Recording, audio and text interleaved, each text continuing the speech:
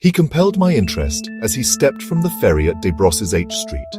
He had the air of being familiar with hemispheres and worlds, and of entering New York as the lord of a domain who revisited it in after years of absence.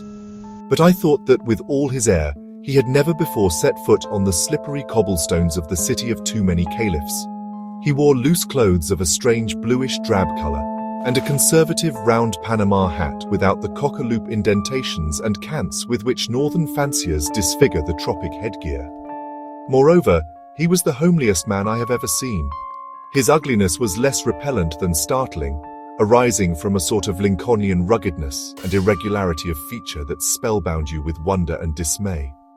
So may have looked Afrites, or the shapes metamorphosed from the vapor of the fisherman's vase. As he afterward told me, his name was Judson Tate, and he may as well be called so at once.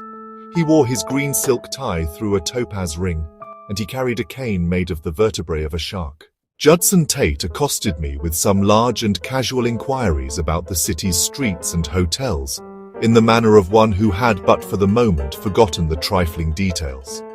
I could think of no reason for disparaging my own quiet hotel in the downtown district, so the mid-morning of the night found us already victualled and drinked at my expense, and ready to be chaired and tobaccoed in a quiet corner of the lobby. There was something on Judson Tate's mind, and, such as it was, he tried to convey it to me. Already he had accepted me as his friend, and when I looked at his great snuff-brown first mate's hand, with which he brought emphasis to his periods, within 6 inches of my nose, I wondered if by any chance he was as sudden in conceiving enmity against strangers. When this man began to talk, I perceived in him a certain power. His voice was a persuasive instrument, upon which he played with a somewhat specious but effective art. He did not try to make you forget his ugliness. He flaunted it in your face and made it part of the charm of his speech. Shutting your eyes, you would have trailed after this rat-catcher's pipes at least to the walls of Hamelin. Beyond that, you would have had to be more childish to follow. But let him play his own tune to the words set down, so that if all is too dull, the art of music may bear the... Women are mysterious creatures. My spirits sank.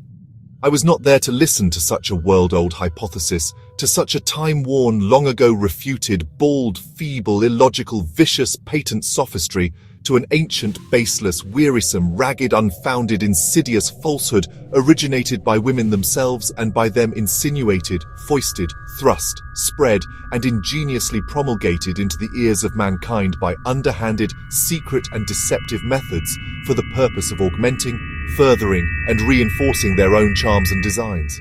Oh, I don't know, said I vernacularly. Have you ever heard of Oratama? He asked. Possibly, I answered. I seem to recall a toe dancer, or a suburban addition, or was it a perfume of some such name? It is a town, on the coast of a foreign country of which you know nothing and could understand less. It is a country governed by a dictator and controlled by revolutions and insubordination. It was there that a great life drama was played with Judson Tate, the homeliest man in America, and Fergus McMahon, the handsomest adventurer in history or fiction, and Señorita Annabella Zamora, the beautiful daughter of the alcalde of Oratama, as chief actors. And another thing, nowhere else on the globe except in the department of Triente Itre in Uruguay does the chuchula plant grow. The products of the country I speak of are valuable woods, dyestuffs, gold, rubber, ivory, and cocoa. I was not aware, said I, that South America produced any ivory. There you are twice mistaken, said Judson Tate, distributing the words over at least an octave of his wonderful voice. I did not say that the country I spoke of was in South America. I must be careful, my dear man. I have been in politics there, you know.